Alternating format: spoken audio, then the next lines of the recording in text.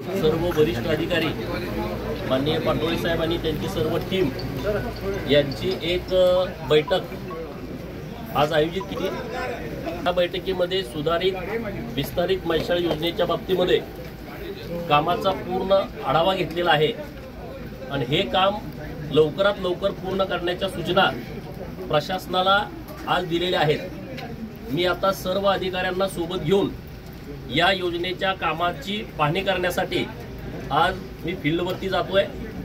2 दिवसानंतर जिथं बेडगमध्ये pump house तयार होतंय तिथंही मी विजिट देणार आहे। बोगद्याचं जे काम सुरू आहे हे विस्तारित मैशाळ योजनेच्यासाठी येणारा जो बोगदा आहे 9 किलोमीटरचा त्याचं 50% काम पूर्ण झालेलं आहे।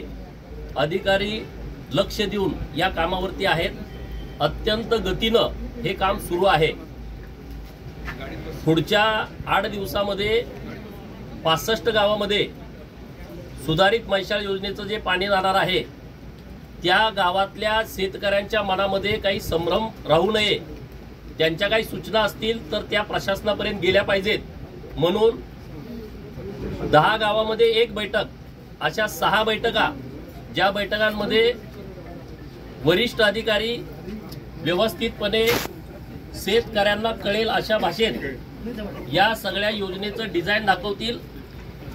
पाईपलाईनची साईज काय आहे, पाईपलाईन जाणार आहे कुठून, त्याचे चेंबर कुठे आहेत आणि त्यामध्ये जर काही शेतकऱ्यांची मागणी असेल की बाबा आमचं असं शेत आहे तिथं पाणी जात नाही, इथं आम्हाला नवीन पाईपलाईन देण्याची आवश्यकता आहे, अशा ज्या काही शंका कुशंका शेतकऱ्यांच्या मनामध्ये असतील तर त्याही निरसन केल्या जातील।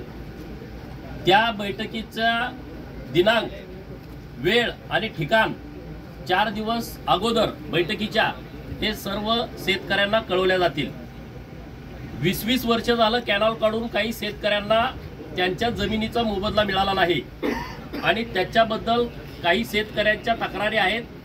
प्रशासनाकडे पण काही अडचणी आहेत, तर त्या बाबतीत सुद्धा माननीय जिल्हाधिकारी सांगली यांच्याकडे जलसंपदा खात्याचे अधिकारी आणि शेतकरी, प्रांत साहेब, तहसीलदार साहेब यांची एक कॉमन बैठक करण्याचं ठरलेलं आहे। राज्य सरकारकडून ही योजना पूर्ण होण्याच्या दृष्टिकोनातून आणखी काही निधीची आवश्यकता आहे, तर त्याच्या बाबतीतही प्रशासनाला मी सूचना दिलेल्या आहेत की त्यांना जे काही अपेक्षित आहे त्यांनी द्यावं। मी माननीय मुख्यमंत्री देवेंद्र फडणवीस साहेबांच्याकडे त्या विषयाचा पाठपुरावा करून लागणारा सर्व निधी हा या योजनेसाठी आम्ही उपलब्ध करून देऊ। अशी एक सविस्तर चांगली बैठक आज जलसंपदा खात्याच्या सर्व अधिकाऱ्यांच्या सोबत झालेली आहे। अधिकाऱ्यांचं विशेष कौतुक आहे की या योजनेकडे पूर्ण लक्ष देऊन त्यांनी खूप जोरात काम सुरू केलेलं आहे आणि आता लोकप्रतिनिधी म्हणून माझी जबाबदारी आहे अधिकाऱ्यांच्या पाठीशी राहणं, कॉन्ट्रॅक्टरकडून काम करून घेणं आणि जर सरकार लेवलला काही अडचणी येत असतील तर त्याचं निरसन करणं ही माझी प्राथमिकता आहे, जबाबदारी आहे। दुसरा विषय, प्रांत साहेब, तहसीलदार साहेब आणि अप्पर तहसीलदार संघ हेही या बैठकीसाठी उपस्थित होते।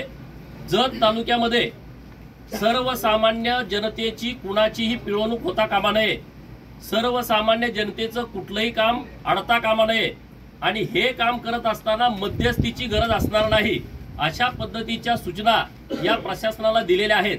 खरं तर जे अधिकारी आता आपल्या जत तालुक्याला आलेले आहेत ते खूप चांगल्या पद्धतीनं काम करतायत आणि लोकांची काही अडचण असेल तर तुम्ही थेट आमच्याशी संपर्क करा, आपल्या प्रशासकीय सर्व अधिकाऱ्यांशी संपर्क करा, तिथं तुमची कुठली अडचण येणार नाही।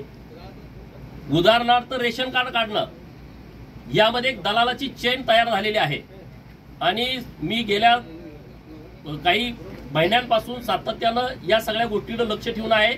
बऱ्याच सुधारणा अधिकाऱ्यांनी त्यामध्ये केलेल्या आहेत, तरी सुद्धा कोणी दलाली करत असेल तर माननीय प्रांत साहेब आणि तहसीलदार साहेबांनी स्ट्रिक्ट वॉर्निंग दिलेली आहे की दलालांची पूर्ण चेन ही तोडायची आहे।